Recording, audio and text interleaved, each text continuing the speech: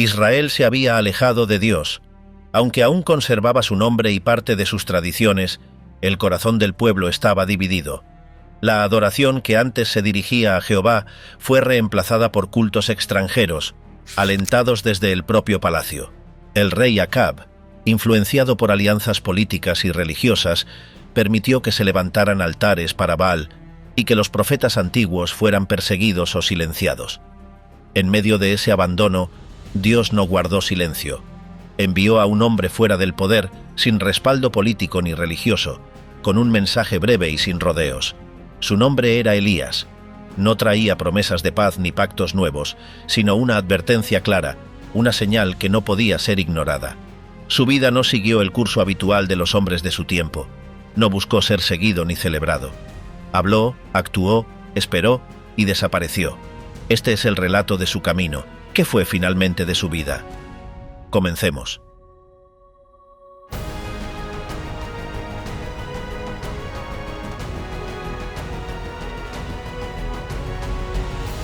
El reino de Acab y el culto a Baal. En una etapa de división política y fragmentación territorial, el reino del norte, llamado Israel, se encontraba bajo el mando del rey Acab. Su gobierno, centrado en la ciudad de Samaria, coincidió con una acelerada transformación del sistema religioso del país. La figura del rey, en lugar de sostener las tradiciones heredadas, se convirtió en el principal impulsor de un cambio que alteró el culto establecido desde generaciones anteriores. Acab tomó por esposa a Jezabel, hija del rey de los Sidonios.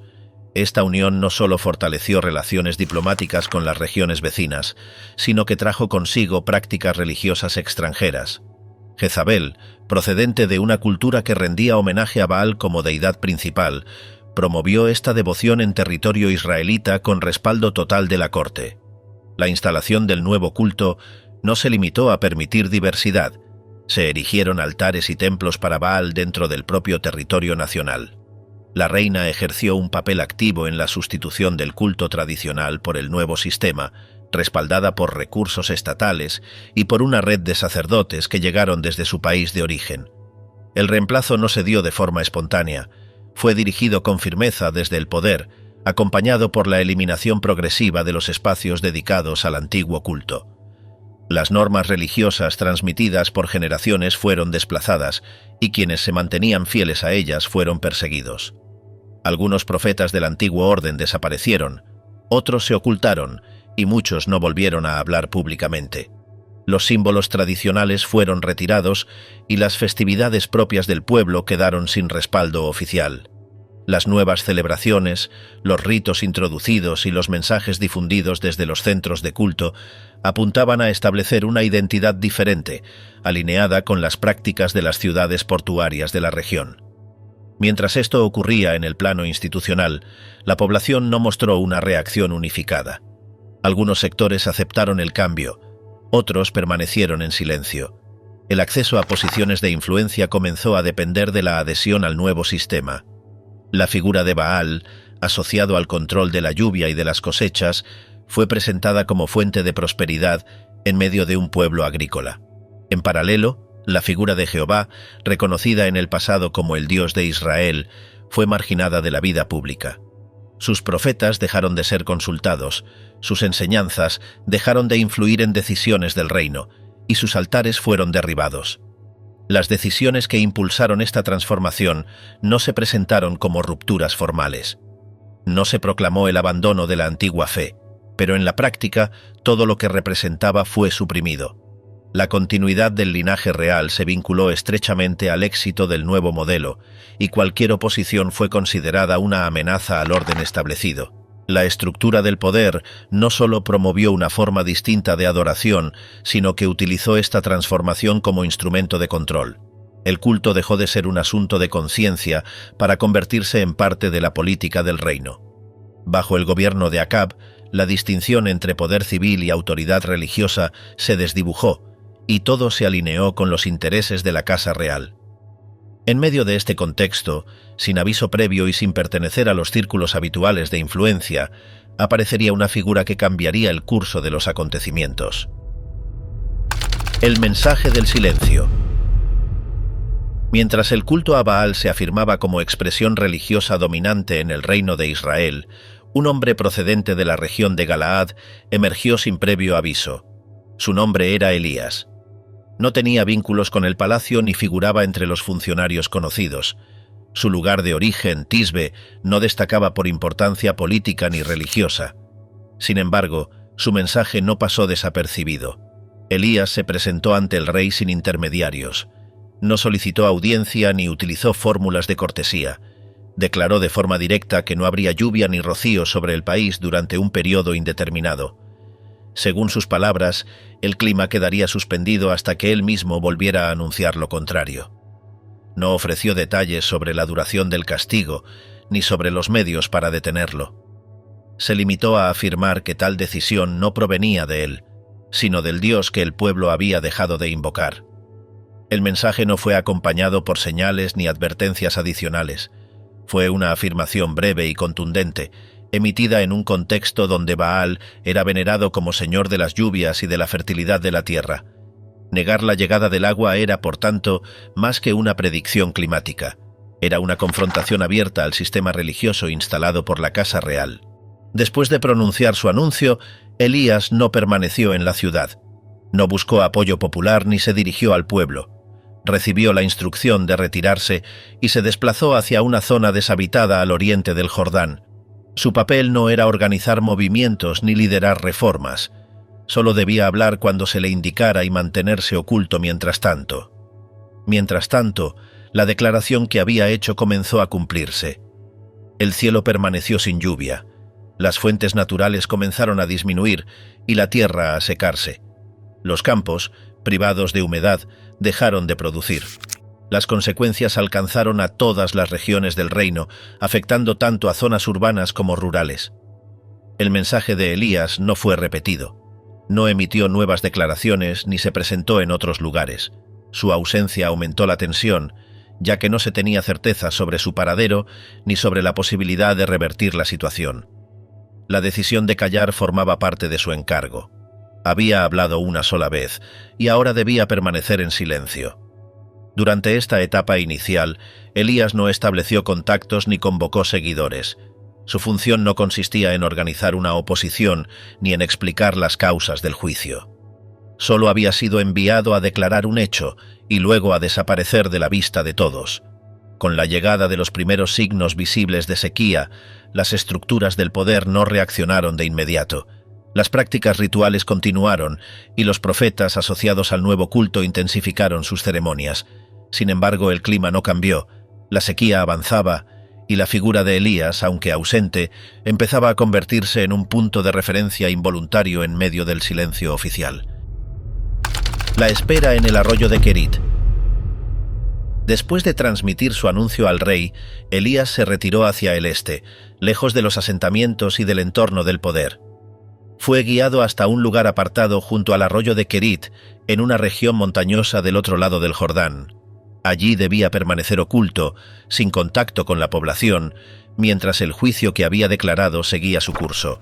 Durante su estancia en ese sitio remoto, no tuvo acceso a medios comunes de sustento.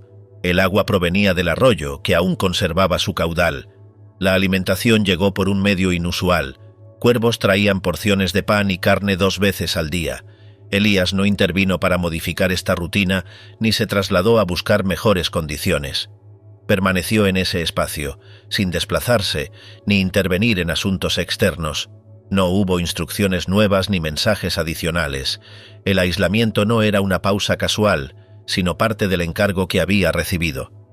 Su única responsabilidad en ese momento era esperar. Ninguna persona lo visitó. No se tienen registros de conversaciones ni de actividades paralelas. Su papel, durante ese tiempo, fue mantenerse presente en el lugar indicado. Conforme avanzaban los días, el país sufría los efectos acumulados de la falta de lluvia. Mientras tanto, el arroyo que le proveía agua comenzó a disminuir su caudal.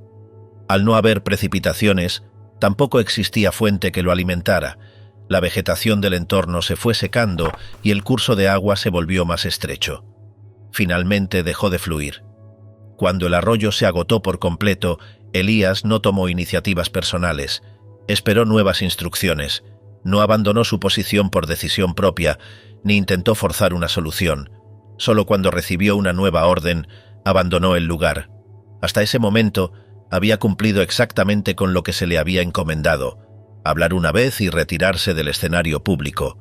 Durante todo ese periodo, no emitió mensajes ni realizó actos visibles. Su figura permanecía ausente para el pueblo y desconocida para quienes lo buscaban. Su función como profeta en esta etapa no consistió en hablar ni actuar, sino en obedecer sin intervención. El tiempo junto al arroyo de Kerit no produjo resultados visibles en el exterior.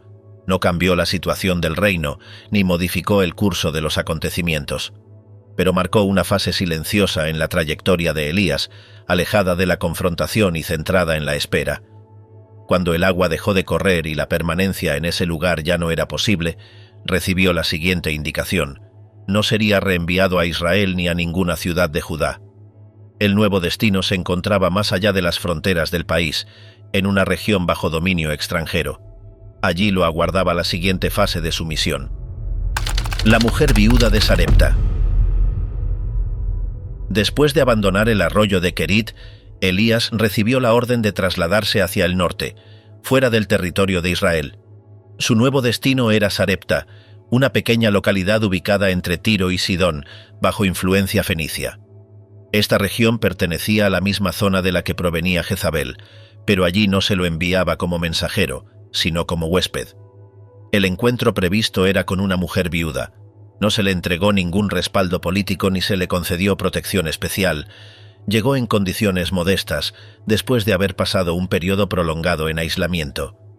Al ingresar al poblado, encontró a la mujer recogiendo leña. Su situación era crítica. Contaba con una cantidad mínima de harina y aceite, suficiente solo para una última comida destinada a ella y a su hijo. Elías le pidió que le trajera agua y un pequeño pan. La mujer respondió que no tenía reservas suficientes. Planeaba preparar un bocado final y, tras ello, esperar el desenlace de su escasez. Ante esta declaración, el profeta le indicó que cumpliera tal como había planeado, pero que primero preparara una porción para él. Añadió que no le faltaría ni harina ni aceite mientras durara la sequía. La mujer aceptó. A partir de ese momento, lo que tenía en su casa no se agotó. La vasija de harina y el recipiente de aceite conservaron contenido suficiente día tras día. La cantidad nunca aumentó de manera visible, pero tampoco disminuyó. Durante el tiempo que Elías permaneció allí, la casa mantuvo una provisión constante. Ni el profeta ni la familia carecieron de lo necesario. Elías no realizó proclamaciones durante su estancia. No buscó expandir su mensaje ni intentó organizar algún tipo de comunidad. Tampoco se registraron señales públicas ni actos orientados al exterior. Su presencia en Sarepta fue discreta, limitada al interior del hogar donde se alojaba. Allí vivió, en tierra extranjera, sostenido de manera silenciosa. El entorno seguía bajo los efectos de la sequía. No se tiene constancia de que la provisión sostenida alcanzara a otros hogares. Fue un hecho reservado, sin difusión. La intervención no tuvo testigos más allá de los involucrados directamente. Elías no utilizó lo ocurrido como argumento para validar su función, tampoco explicó lo sucedido. Solo permaneció en ese lugar, cumpliendo con la instrucción que lo había llevado hasta allí. Este periodo no estuvo marcado por la acción visible ni por el conflicto, tampoco incluyó mensajes nuevos.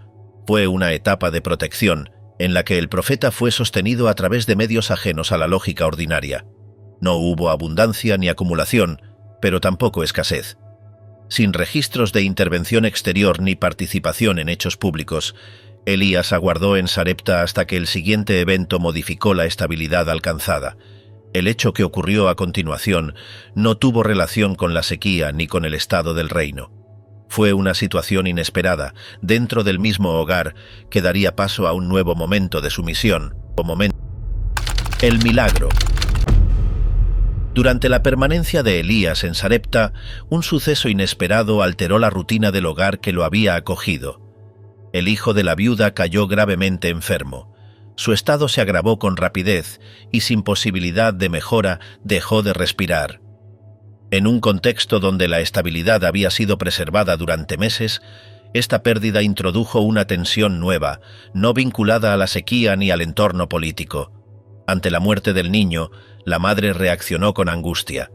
No responsabilizó directamente a Elías, pero interpretó la tragedia como consecuencia de su propia culpa, revelada por la presencia del profeta en su casa.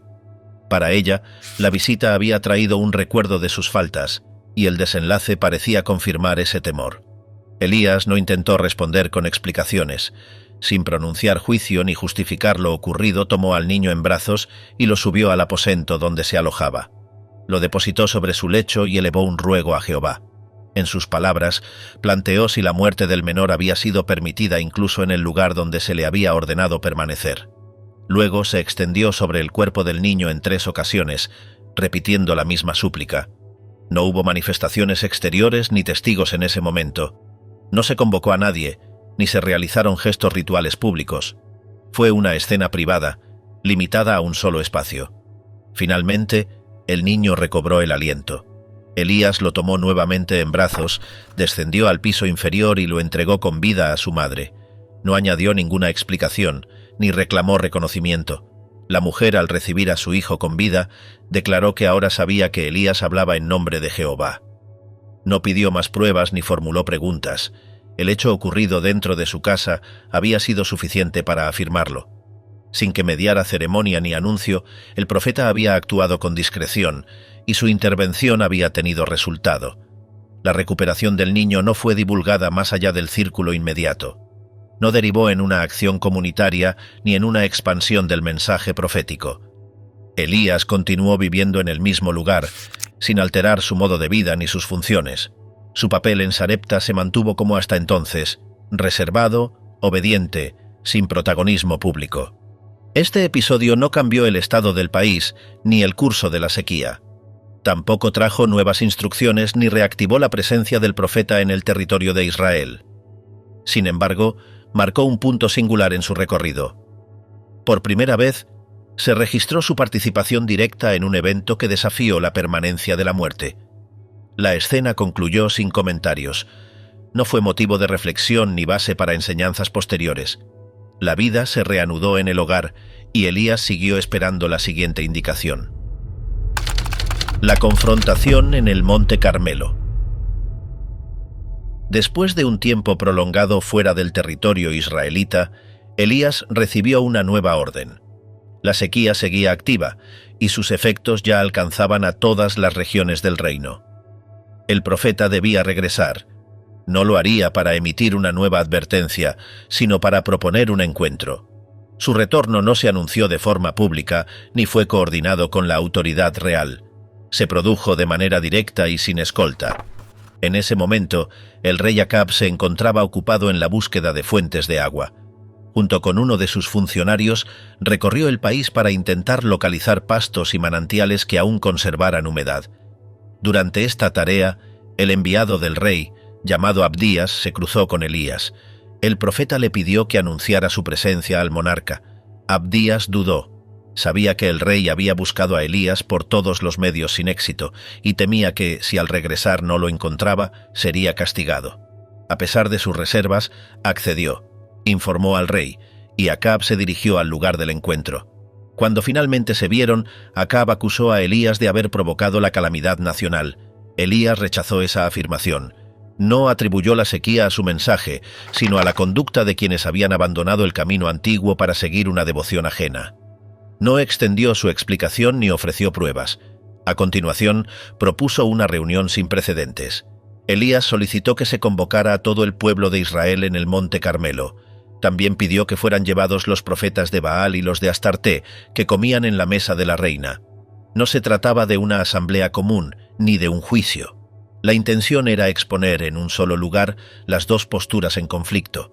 No se buscaría un veredicto humano, sino una respuesta clara que no dependiera de argumentos. Acab accedió.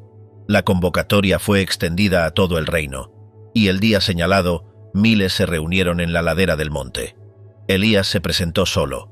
No iba acompañado de seguidores ni de representantes de su parte. Enfrente, los profetas de Baal, numerosos y respaldados por la corona, se alistaban para participar. Antes de iniciar, Elías se dirigió al pueblo. Les formuló una pregunta sin adornos. ¿Hasta cuándo seguirían sin definirse? No exigió respuesta. No señaló culpables ni dio indicaciones, solo planteó que si Baal era el verdadero Dios, debía ser seguido, y si lo era Jehová, entonces a él debían volver. La propuesta fue sencilla. Se prepararían 2 altares. Cada grupo ofrecería un sacrificio sin encender fuego. El Dios que respondiera con fuego desde lo alto sería reconocido como el verdadero. Nadie objetó las condiciones. Los profetas de Baal tomaron su turno primero. Desde la mañana hasta el mediodía invocaron sin descanso. Gritaron, danzaron y realizaron gestos característicos de su ritual. No hubo respuesta. Elías observó en silencio. Al ver que continuaban sin resultado, señaló la inutilidad del esfuerzo. A pesar de ello, los profetas persistieron hasta entrada la tarde. Finalmente, cesaron sin haber logrado ningún efecto. Entonces, Elías pidió que se acercara el pueblo. Restauró un altar caído, utilizó 12 piedras como base y colocó la leña y el animal sobre ellas. Luego ordenó que se derramara agua sobre todo el conjunto, hasta que la zanja alrededor quedó completamente llena. Sin alzar la voz ni prolongar su oración, se dirigió a Jehová. Pidió que, en ese momento, se confirmara que él era su siervo, y que todo lo hecho respondía a una orden recibida. Al terminar su ruego, descendió fuego sobre el altar. Consumió la ofrenda, la leña, las piedras, el agua y hasta el polvo del terreno. El pueblo, al presenciarlo, reconoció que Jehová era el verdadero Dios. Elías no pidió celebraciones ni formuló declaraciones. Dio una sola instrucción: que los profetas de Baal fueran retenidos. Fueron llevados hasta un arroyo cercano y ejecutados allí, conforme a la ley antigua reservada para quienes promovían un culto falso entre el pueblo. La jornada concluyó sin discursos. No hubo ceremonia posterior ni proclamaciones. Elías no se dirigió al pueblo nuevamente, ni formuló conclusiones. El siguiente paso no tendría lugar sobre el altar, sino en la cima del monte. Elías y la lluvia. Al concluir el enfrentamiento en el monte Carmelo, Elías no descendió con el resto del pueblo. Se mantuvo en el lugar, sin participar en celebraciones ni emitir nuevas declaraciones. Con el altar ya consumido por el fuego y los profetas de Baal ejecutados, su atención se dirigió hacia otro objetivo: el retorno de la lluvia. El clima seguía seco. A pesar del reconocimiento colectivo de la superioridad del Dios de Israel, el cielo no mostraba señales de cambio. Elías subió a la cumbre del monte y se inclinó con el rostro entre las rodillas. No fue un acto público ni acompañado de proclamas. Lo acompañaba únicamente su asistente, a quien envió repetidamente a observar el horizonte. En 6 ocasiones el reporte fue el mismo. No había novedad. El cielo permanecía despejado. Elías no modificó su posición ni su ruego. Mantuvo la misma actitud, sin interrupciones. Al recibir el informe por 7ª vez, la respuesta cambió. Se divisó una pequeña nube que subía desde el mar, del tamaño de una mano humana. No era una tormenta ni un fenómeno llamativo, pero fue suficiente para que Elías interrumpiera la oración. Acto seguido, ordenó a su asistente que corriera a advertir al rey. Le indicó que regresara a Jezreel de inmediato, antes de que la lluvia lo detuviera. La indicación fue enviada sin demora. No hubo confirmación adicional ni más palabras. Poco después, el cielo se oscureció. El viento aumentó y comenzó a llover. Las primeras gotas no fueron leves. Cayó una lluvia abundante sobre una tierra que había permanecido seca durante años. El ciclo que se había anunciado en Samaria en un solo mensaje ahora encontraba su cierre, no con palabras, sino con agua. Elías descendió del monte. No lo hizo con lentitud ni acompañado. Corrió en dirección a la ciudad de Jezreel y llegó antes que el carro del rey. No se especifica cómo logró tal desplazamiento, tampoco se detalla si hubo testigos, solo se registra su presencia en el lugar, alcanzando la ciudad por sus propios medios. Una vez en Jezreel, no se dirigió a multitudes ni fue recibido oficialmente. No hubo recepción ni reconocimiento. La lluvia seguía cayendo. La tierra comenzaba a absorber la humedad. Las plantas y los campos tendrían la oportunidad de recuperarse, pero el conflicto de fondo no se había resuelto. El rey regresó a su palacio, y junto con él también lo hizo la tensión política. Elías, aún en la ciudad, no fue convocado por la corte ni protegido por el gobierno. La decisión sobre cómo responder a los hechos del Carmelo y al regreso de la lluvia recaería en otras manos y no sería una reacción favorable. La próxima respuesta no vendría de Acab, sino de Jezabel. La amenaza de Jezabel y la huida hacia el sur. Tras el regreso a Jezreel y la reaparición de las lluvias, el rey Acab informó a Jezabel sobre todo lo que había ocurrido en el Monte Carmelo, incluyendo la ejecución de los profetas vinculados a su culto. La reacción de la reina fue inmediata. Sin consultar a su esposo ni buscar una instancia oficial, envió un mensaje directo a Elías. En él, juraba que, antes de que transcurriera un día completo, haría con él lo mismo que se había hecho con sus profetas. El mensaje no era una advertencia simbólica, representaba una amenaza formal respaldada por el poder de la reina. No hubo intento de diálogo ni cuestionamiento. Jezabel, al conocer los hechos, no consideró la posibilidad de rectificación. En cambio, eligió afirmar su control y enviar un aviso de muerte. Elías, al recibirlo, no respondió con palabras ni buscó defenderse. Decidió partir sin demora. Abandonó la ciudad y se dirigió hacia el sur, cruzando el territorio de Judá. No se refugió en ninguna ciudad amurallada ni acudió a centros religiosos. Su destino fue el desierto, una región despoblada y silenciosa, alejada de los caminos principales. Después de una jornada completa de marcha, se detuvo bajo un árbol en solitario. En ese punto, expresó su agotamiento. No pidió justicia ni protección. Solo formuló un deseo de terminar con su vida. No lo hizo con desesperación escandalosa, sino con una petición sencilla y sin estridencias. A continuación, se recostó y quedó dormido. Mientras descansaba, fue despertado por alguien que lo tocó. Frente a él había pan cocido y un recipiente con agua. Comió y volvió a dormirse.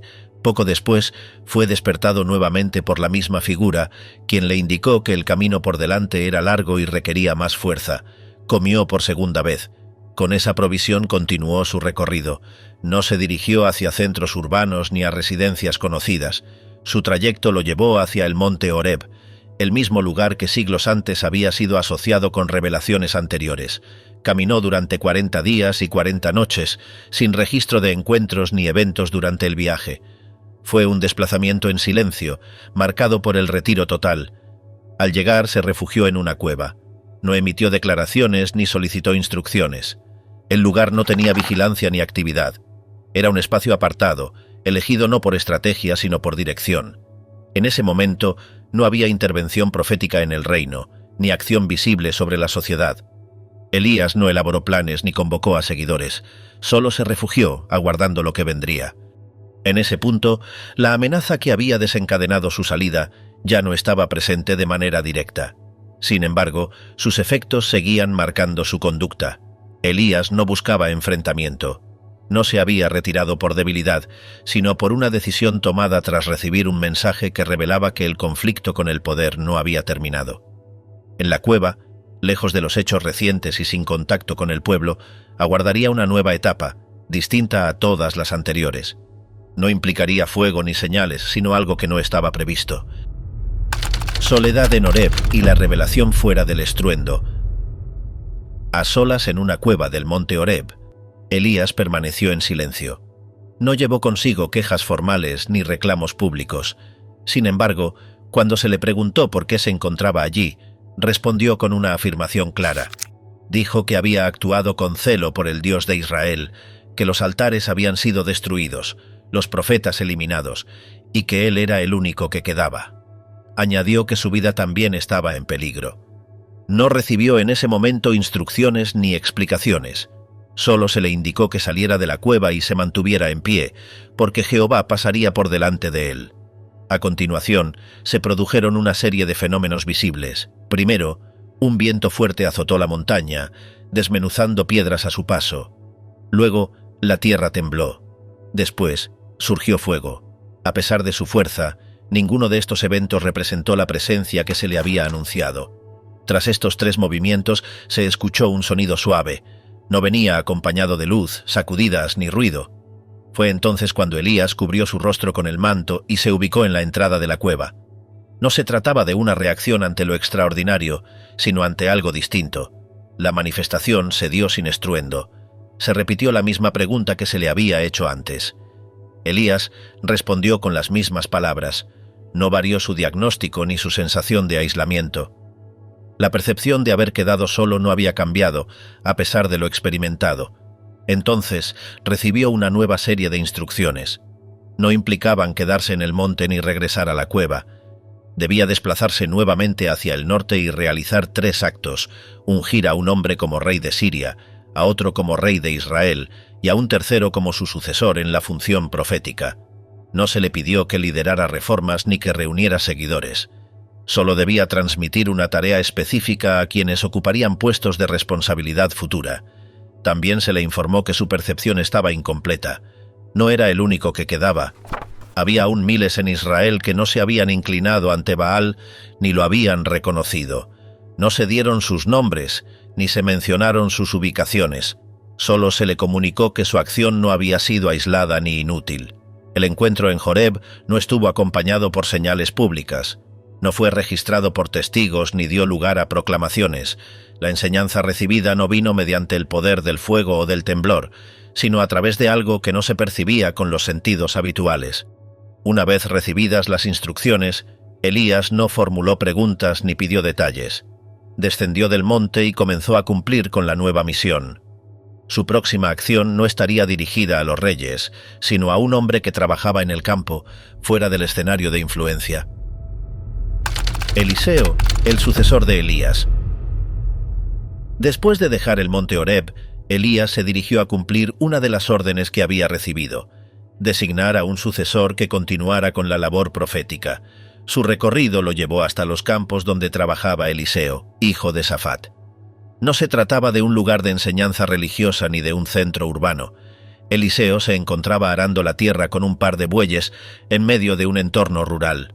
Elías no se presentó con discurso ni hizo una convocatoria pública. Tampoco explicó los motivos de su llegada.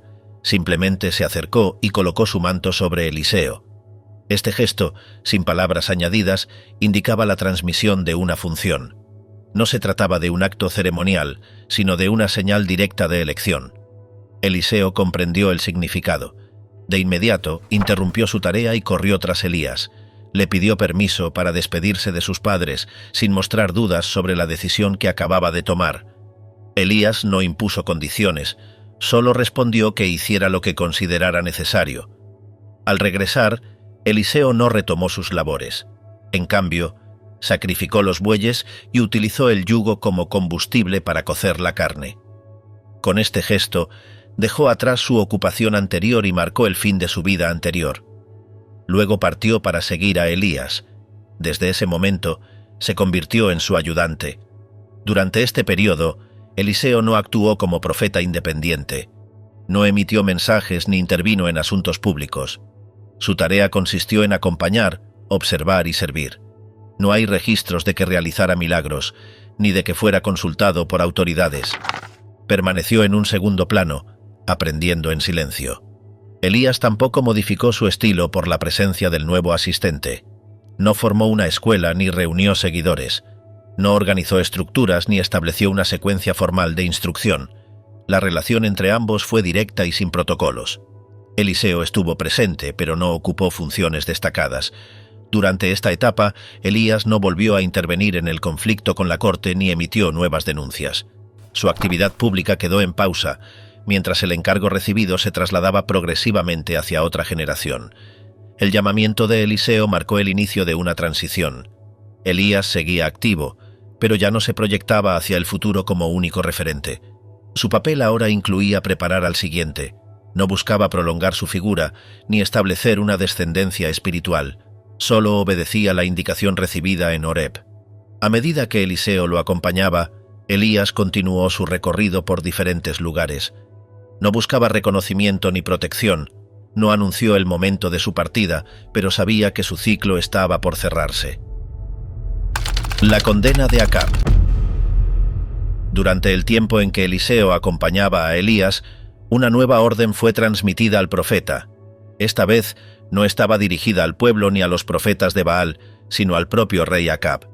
El motivo no era el culto introducido en el reino, sino una acción puntual, relacionada con la apropiación indebida de un terreno. Acab había manifestado interés por una viña contigua a su residencia en Jezreel. El propietario, Nabot, se negó a venderla, afirmando que no podía entregar la herencia de sus antepasados. Ante esta negativa, Jezabel tomó el control de la situación. Organizó una acusación falsa contra Nabot, lo presentó como culpable de delitos graves y ordenó su ejecución por medio de testigos manipulados. Una vez muerto, el rey tomó posesión del terreno. Elías recibió la instrucción de ir al encuentro de Acab precisamente en el momento en que éste descendía para tomar posesión de la propiedad. No se anunció con antelación ni se presentó como emisario de negociación. Lo enfrentó en el lugar del crimen y allí declaró que la misma tierra que había sido adquirida con sangre sería el escenario de su castigo. El mensaje fue directo. Indicó que, así como Nabot había sido muerto injustamente, el cuerpo del rey no recibiría tratamiento digno. Sería expuesto, y los perros lamerían su sangre en el mismo lugar. Además, anunció que toda su descendencia sería eliminada y que la reina Jezabel encontraría un final semejante. No hubo palabras grandilocuentes ni señales. El juicio fue pronunciado en el mismo terreno implicado en la injusticia. Elías no intervino con fuerza ni alteró la escena. Entregó el mensaje y se retiró. La reacción del rey fue inesperada. Rasgó sus vestiduras, se vistió con ropa áspera, ayunó y se mantuvo en silencio durante un tiempo. Su conducta fue observada y registrada. Como resultado, se determinó que el castigo no se aplicaría durante su vida, sino en la de su hijo. La sentencia no fue revocada, solo pospuesta. Elías no participó en la decisión posterior. No volvió a aparecer en la corte ni a emitir mensajes sobre ese asunto. Su función consistía en entregar un aviso, no en ejecutar justicia ni fiscalizar su cumplimiento. La acción contra Acab no fue parte de una campaña. Fue una respuesta específica a un hecho aislado de violencia e injusticia. El juicio declarado no derivó en una reforma ni en un cambio de rumbo del reino. El culto a Baal no fue desmantelado, ni se corrigió la política religiosa del palacio. La conducta del rey, aunque brevemente alterada, no modificó el curso general de su gobierno. El mensaje de Elías se mantuvo sin modificaciones. Lo transmitido en la viña no dependía de la respuesta emocional del monarca ni de posibles gestos posteriores. La historia seguiría su curso, y lo anunciado se cumpliría en su momento, sin necesidad de intervención adicional por parte del profeta. El fin de la dinastía de Acab. Después del juicio anunciado por Elías en la viña de Nabot, el tiempo siguió su curso. La muerte de Acab no se produjo de inmediato, ni en el mismo escenario de aquella advertencia. Cayó años más tarde durante una batalla, y su cuerpo fue llevado a Samaria. Sin embargo, al lavar el carro en el que había sido trasladado, los perros lamieron su sangre en el lugar donde se derramó la de Nabot, tal como se había declarado. El poder fue transferido a su hijo, Joram, pero la continuidad de la casa de Acab no sería prolongada. Otro hombre, Jehú, comandante militar, fue ungido como rey de Israel por medio de un emisario de Eliseo. Su ascenso no se dio por sucesión, sino por acción directa. Jehú se levantó en armas y marchó contra el gobierno establecido. En el camino hacia Jezreel, Jehú eliminó a Joram, el hijo de Acab, y también a Ococías, rey de Judá, que se encontraba de visita. La dinastía fue atacada en su núcleo, y en poco tiempo sus principales miembros fueron eliminados. Jezabel aún residía en el palacio. Al enterarse de la llegada de Jehú, no huyó ni intentó ocultarse. Se arregló, miró desde una ventana y habló con ironía al nuevo gobernante. Jehú, sin responder con palabras, dio una orden. Algunos servidores desde el interior la arrojaron por la ventana. Su cuerpo cayó al suelo y fue pisoteado por los caballos del nuevo rey. Jehú entró en el palacio y tras un tiempo ordenó que el cuerpo fuera sepultado, reconociendo que había sido reina. Sin embargo, al volver al lugar ya no quedaba rastro suficiente. Los perros habían devorado su carne, dejando solo el cráneo, los pies y las palmas de las manos. Así se cumplió, sin intervención humana adicional, la palabra pronunciada por Elías. El exterminio no se limitó a la reina. Jehú ordenó la eliminación de todos los descendientes varones de Acab, tanto en Samaria como en otras ciudades. Además, destruyó a los funcionarios, consejeros y allegados que formaban parte de la estructura del poder anterior. No dejó representantes de la casa caída. Para consolidar su posición, convocó a los seguidores de Baal con el pretexto de celebrar un acto solemne en su honor. Una vez reunidos en su templo, los hizo ejecutar a todos. Luego destruyó el edificio y lo convirtió en un sitio sin uso. El culto oficial a Baal fue desmantelado por completo en Israel. Elías no estuvo presente durante estos eventos, había entregado su mensaje en otro tiempo, en otro lugar, y no intervino en su cumplimiento. La desaparición de la casa de Acab y la muerte de Jezabel ocurrieron bajo la acción de otros, pero en línea con lo que había sido anunciado. No se estableció una nueva dinastía profética, ni se creó una estructura en honor a lo ocurrido. Solo se cerró un ciclo. Elías no fue mencionado en las celebraciones ni en los registros del nuevo gobierno. Su participación había quedado atrás, cumplida en su momento, sin prolongaciones ni herencias formales. La partida de Elías. Con los acontecimientos ya cumplidos en torno a la casa de Acab y la misión profética acercándose a su fin, Elías inició un recorrido final. No se trataba de una huida ni de una misión pública. Era un desplazamiento ordenado, sin explicaciones previas, que lo llevó junto a Eliseo por diversas localidades vinculadas al legado histórico de Israel. La primera parada fue Gilgal. Desde allí, Elías expresó a Eliseo que debía continuar solo. Le propuso que se quedara atrás. Sin embargo, Eliseo rechazó la idea y decidió acompañarlo. No había recibido ninguna orden de separarse y su determinación era mantenerse junto a su maestro hasta el final. La siguiente etapa del recorrido los llevó a Betel. Nuevamente, Elías insistió en que Eliseo no lo acompañara más allá, y una vez más, recibió la misma respuesta. En esa ciudad, profetas locales se acercaron a Eliseo y le dijeron que el día había llegado para la partida de su señor. Eliseo respondió sin entusiasmo, confirmando que lo sabía y que prefería no hablar del asunto. La ruta continuó hasta Jericó. Allí se repitió el mismo patrón: insistencia de Elías en que Eliseo se quedara, negativa de éste, y acercamiento de los profetas locales con la misma advertencia. Sin hacer comentarios adicionales, Eliseo se mantuvo firme. Finalmente llegaron al río Jordán. Ambos se detuvieron junto a la corriente. 50 hombres de la comunidad profética observaron a distancia. Elías tomó su manto, lo enrolló y golpeó con él las aguas. Estas se dividieron y los dos cruzaron sobre tierra seca. Una vez al otro lado, Elías se volvió hacia Eliseo y le preguntó qué deseaba recibir antes de su partida. Eliseo no pidió posición, riqueza ni poder. Solicitó una doble porción del espíritu que había guiado a su maestro. Elías no ofreció promesas. Solo señaló que, si lograba ver el momento de su separación, su petición sería concedida. En caso contrario, no lo sería. No hubo pausa larga ni preparación especial. Mientras caminaban y hablaban, un carro de fuego con caballos igualmente ardientes apareció entre ellos. Sin tocar a Eliseo ni herir a Elías, el carro separó a ambos. Elías fue elevado en un torbellino, no dejó cuerpo, pertenencias ni instrucciones finales. Solo se apartó de la tierra. Eliseo vio la escena y exclamó en voz alta. Rasgó sus vestidos, recogió el manto que había caído de su maestro y se quedó solo a la orilla del río. Elías no regresó. Tampoco dejó herederos ni estableció una institución. Su partida fue directa, sin ceremonia ni sepultura. Los observadores a la distancia reconocieron que algo había cambiado. El espíritu que había acompañado a Elías reposaba ahora sobre Eliseo. Este hecho no fue discutido ni impuesto. Se evidenció por sus acciones en adelante, pero no fue proclamado. La trayectoria de Elías, iniciada con una declaración solitaria en Samaria, había concluido sin discursos ni celebraciones. Su salida no dependió de enfermedad ni violencia. Fue retirado de la escena sin pasar por la muerte. El legado. Elías no volvió a aparecer después del momento en que fue apartado de Eliseo mediante un torbellino.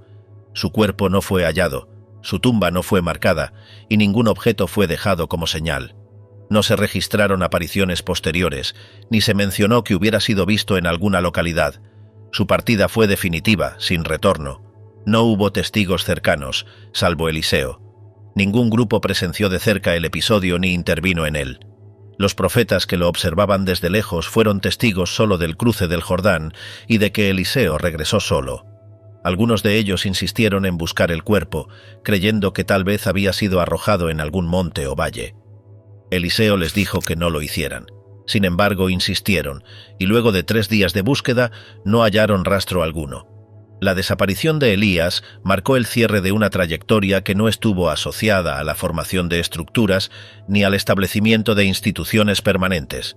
No dejó escuela formal ni nombró sucesores múltiples. Solo transfirió su encargo a Eliseo, quien a partir de ese momento comenzó a actuar con independencia, manteniendo la continuidad del oficio profético. La memoria de Elías persistió en el pueblo. Fue recordado como figura de referencia por su forma de actuar, por la firmeza de sus mensajes y por la manera singular en que se había retirado. No fue objeto de culto ni se establecieron rituales en su nombre. Su papel fue el de portavoz en tiempos de confrontación, de retiro y de cumplimiento preciso de instrucciones. El final de su vida no estuvo vinculado con enfermedades, conflictos armados o causas naturales. Fue apartado de la tierra de manera directa, sin experimentar la muerte. Su recorrido se cerró sin intervención humana, sin tumba, sin herencia material. A partir de su desaparición, otros continuarían la labor profética en Israel.